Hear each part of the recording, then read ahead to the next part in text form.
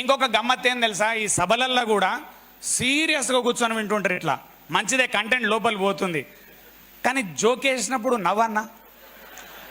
ఒకవేళ నవ్వుతలేడనుకో చూడు అంటే ఏం తెలుసా ఫీలింగు, గా చిన్న జోక్కు నవ్వుతారా అంటాడు. చిన్న జోక్కు నవ్వకపోతే పెద్ద జోక్కు కూడా నవ్వు రాదు నీకు. తర్వాత ఫైనల్గా ఏం తెలుసా, లక్షలు కోట్లు సంపాదిస్తావు, 6 లక్షలు సంపాదించినావు, 1000 సంపాదించినావు, పుట్టుక్కున చచ్చిపోతాం. ఓ రోజు నవ్వకుండా చచ్చిపోతే ఏమొస్తుంది చెప్పు. మళ్ళీ ఈ నవ్వుడు అలవాటు లేక ఏం చేయాలి తెలుసా, లాఫ్టర్ ఛాలెంజ్లకు వాటిల్లో పోయి జోక్ వేసినప్పుడు నవ్వు చక్కగా.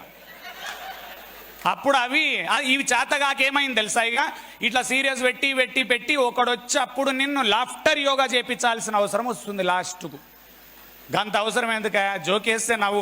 ఇంకోటి నవ్వినప్పుడు ఒక్కొక్కసారి ఏమైతే తెలుసా, ఒక ఆయనకు పగలబడి నవ్వుతుంటాడు ఒక పర్సన్, సూట్ వేసిండు, టై వేసిండు, బూట్లు వేసిండు మొత్తం, కానీ జోక్ మీద పగలబడి నవ్వుతుండు. అక్కడ అనుకుంటాడు ఇంత ప్రొఫెషనల్ డ్రెస్ వేసిండు, కింద పడి నవ్వుతుండు. డ్రెస్సుకు నవ్వుకు సంబంధం ఏముందా? ఆనందంగా నవ్వుడు కూడా తప్పని అనుకుంటే వానంత దరిద్రుడు ఎవడున్నాడు? ఇంకా కోట్ల రూపాయలు ఉన్నా కూడా అన్నిటికంటే అందమైనది ఆనందమైనది ఏంటంటే నీ నవ్వు. అది పెదాల నుంచి ఓనియకుండా ఎప్పుడు కూడా గుర్తుంచుకోండి. టెన్షన్ రాని, స్ట్రెస్ ఉండని, టెన్షన్ రాని, స్ట్రెస్ ఉండని, పెళ్ళాం దిట్టని నవ్వు, నవ్వురి. ఇంకొక జోక్ తెలుసా, వైఫ్ తింటుంటుంది, నీకు అసలు టమాటాలు తెలియదు, తలకాయ లేదు అని నవ్వుండి. తిడుతుంటే నవ్వెట్లు వస్తుంది, నువ్వు మనిషివేనా? ఎందుకు తెలుసా, నువ్వు తిడితే ఆమె తిడుతుంది తప్ప నువ్వు నవ్వుతే ఆమె తిట్టలేదు. మొగోళ్ళకి లాజిక్ చెప్తున్నా వినుండి. నువ్వు బయట తోపు తొడిమే లేకపోతే బయట ఏమనగా ఇంట్లో కడప దాడుతున్నావు అంటే ఏమనుకోవాలి తెలుసా, జాగ్రత్త, ఒళ్ళు దగ్గర పెట్టుకొని మాట్లాడు అని ఎంటర్ కాండి. అప్పుడు లొలులే ఉండయి. 90% ఆఫ్ ది ప్రాబ్లమ్స్ ఎక్కడ వస్తున్నాయి తెలుసా, మీ అందరికి అర్థం చేసుకోవాలి. హానెస్ట్లీ మనము పెళ్లి చేసుకుంటున్నాం, ఆనందం కోసం పెళ్లి చేసుకుంటున్నాం, బాధ కోసం చేసుకోవట్లేదు. కానీ ఒక గమ్మత్తైన అలవాటు అందరికి ఏమైంది తెలుసా, సొసైటీలో అందరు చెప్తారు, పెళ్ళి వెడ్డింగ్ కార్డ్ ఇవ్వడం నీయంగానే నేను ఈ పని అయిపోయా, సావుకు పోతలేము, సస్తలేము, పెళ్లి చేసుకుంటున్నాం.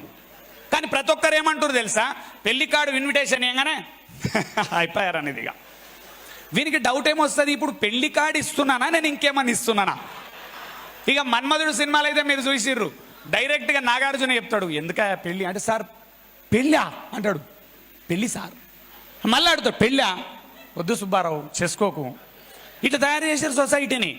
దీనికి మొట్టమొదటి రీజన్ ఏంది తెలుసా, దీని ఒక కరెక్ట్ పాయింట్ పట్టుకోండి, జోకేస్తున్నా కానీ చాలా ఇంపార్టెంట్ ఫ్యాక్టర్ ఏం తెలుసా, పెళ్ళి అనగానే అందరూ ఇక నీకు చుక్కలు కనబడతాయి అంటారు, కానీ అందరికీ తెలియని విషయం ఏం తెలుసా, పెళ్ళి తర్వాత చుక్కలు ఎందుకు కనబడుతున్నాయంటే నీకు యాక్చువల్గా వైఫ్ను మేనేజ్ చేసే తెలివి లేక, హస్బెండ్తోని ప్రేమగా ఎట్లా ఉండానో అర్థం కాక, అక్కడ ప్రాబ్లం ఉంది. వైఫ్ అండ్ హస్బెండ్ ఇద్దరు ఉన్నారు, ఎవరన్నా బయట నుంచి ఇట్లా గృహప్రవేశం అవుతుంటుంది, వాళ్ళ ఇంట్లో కొత్త ఇల్లు కొన్నారు, 200 మంది 500 మంది వచ్చినప్పుడు తెలుసు అందరినీ రిసీవ్ చేసుకుంటారు, నవ్వుకుంటారు, రండి రండి రండి రండి రండి రండి, సూపర్. వాళ్ళు వచ్చి ఇల్లు ఖతర్నాకుంది, ఇక ముఖంలో ఆనందం కాదు, రాత్రి దాకా ఇద్దరు ఆనందంగా గుర్రు, అందరు 500 మంది వంగని ఇద్దరు కొట్లాడుతున్నారు. నువ్వు పంచస్ అక్కడ పెట్టలే, పసుపు నువ్వు ఇట్నుంచి వేసినావు, ఇట్లేయాలి, ఉన్న మొగంతో కొట్లాటలు, 500 మందితో ఇకైకలు పక్కపక్కలు ఎందుకు? సేమ్ ఉన్న పెండ్లాంతో కొట్లాటలు రెండు. మీకు అందరికి ఒక రిక్వెస్ట్ చేస్తున్న, అందరికీ లైఫ్లో మనం మేజర్గా బతికేది ఇద్దరితోని మేజర్గా బతుకుతాం, టైం స్పెండ్ చేస్తాం. మొగోళ్ళు అయితే వైఫ్తో స్పెండ్ చేస్తారు, ఆడోళ్ళు అయితే హస్బెండ్తో స్పెండ్ చేస్తారు, ఇది నంబర్ 1. సెకండ్ ఎవరు తెలుసా, బాస్. ఇద్దరితో మేజర్ టైం స్పెండ్ చేస్తాము, మన బతుకులకు ఇద్దరు పడరు. బాస్ నచ్చడు, వైఫ్ నచ్చదు, ఈ ఆడ బతుకుతావును. ఆఫీస్ పోతే వాడున్నాడు, ఇంట్లో పోతే ఏముంది, ఇద్దరిని చూస్తే మాడుతుంది నీకు, ఎట్లా బతుకుతావు నువ్వు? 70% ఆఫ్ లైఫ్ వీళ్ళిద్దరితో గడుస్తుంది. నేనేమంటా, కొట్లాడొద్దు వాళ్ళిద్దరితోని, దగ్గర ఉండాలి, అండ్ లొల్లి పెట్టుకోవద్దు. నవ్వాలి, ప్రశాంతంగా ఉండాలి. దీనికి ఒక బుక్ చదవండి. టాపిక్ ఇవాళ ఇది కాదు, కానీ స్టార్ట్ అయింది కాబట్టి చెప్పి వేరే దాంట్లోకి వెళ్ళిపోతా. నెక్స్ట్ టైం ఎప్పుడన్నా ఈ టాపిక్ ఫుల్గా చెప్తా. Men are from Mars, women are from Venus అనే బుక్ చదవండి. ఏం book? Men are from Mars, women are from Venus. పురుషులు శుక్రగ్రహవాసులు, స్త్రీలు కుజగ్రహవాసులు అని తెలుగులో కూడా ఉంది. మీరు టెన్షన్ పడాల్సిన అవసరం లేదు. బుక్ షాప్ ఓన్ దగ్గరకు పోయి మొగోడు ఆడోళ్ళ మీద ఏదో బుక్ ఉంది ఇవ్వను, వాడు పుట్టుకుని తీసిస్తాడు. ఎందుకు? బుక్ షాప్లో ఆయన ఎక్స్పర్టు. కొందరు ఏమంటారు, నన్ను ఇప్పుడు బయట కలిసి సార్ ఆ బుక్ పేరు ఎందుకు చెప్పు, ఏ అవసరం లేదు, మొగోళ్ళ మీద ఆడోళ్ళ మీద బుక్ ఇయ్యాను. Men are from Mars, women are from Venus. ఆయన ఎంత అద్భుతంగా రాసిండు తెలుసా?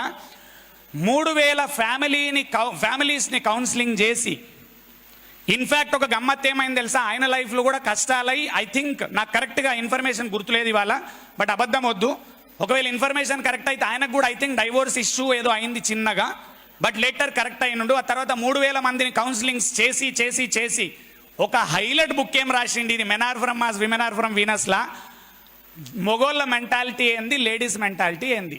చిన్న 2-3 పాయింటర్స్ అందులో నుంచి చెప్పి ముందుకెళ్ళిపోతా. లేడీస్కి చెప్తున్నా. ఫస్ట్ పాయింట్, మొగ జాతి ఒక టైప్ ఆఫ్ జాతి, దాన్ని మీరు మార్చలేరు.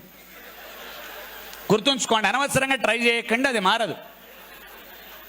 దేవుడే వదిలేసిండు వాళ్ళని మార్చలేమని, మీరు అసలే మార్చలేరు. మీకు క్లియర్. ఇక మొగోళ్ళకి చెప్తున్నా, ఇటు చాలా మంది మొగోళ్ళు ఉన్నారు. ఆడజాతి ఒక టైప్ ఆఫ్ జాతి, వాళ్ళని మీరు మార్చలేరు. అండ్ మీకు ఎక్స్ట్రా చెప్తున్నా, మీరు వాళ్ళతో కొట్లాడి ఏం బీకలేరు.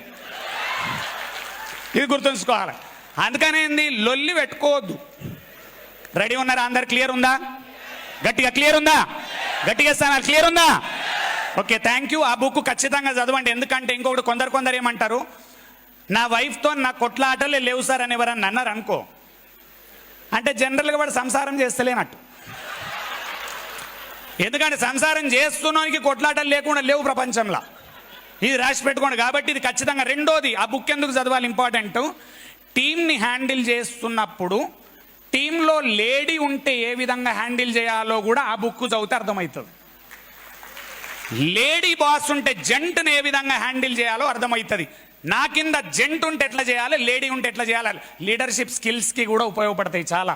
అందుకే మీ అందరికీ రిక్వెస్ట్ చేస్తున్నా, యూట్యూబ్ నుంచి మిత్రులకు కూడా ఒకటైతే అలవాటు చేసుకుందాం. ఈ కాలం మిడిల్ క్లాస్ వాళ్ళందరూ కూడా ఒక కొత్త అలవాటు చేసుకుందాం. స్లోగా చేసుకుంటున్నారు, దాన్ని అగ్రెసివ్ చేయండి. నెలకొక సినిమా ఎంత అయితే ఇంపార్టెంటో, నెలకొక సెషన్ అటెండ్ చేయడం అంతే ఇంపార్టెంట్. మైండ్ మారుతుంది, ఆలోచన విధానం స్లోగా మారుతుంది. స్లోగా మనిషి మారుతాడు, స్లోగా బాగుపడతాడు.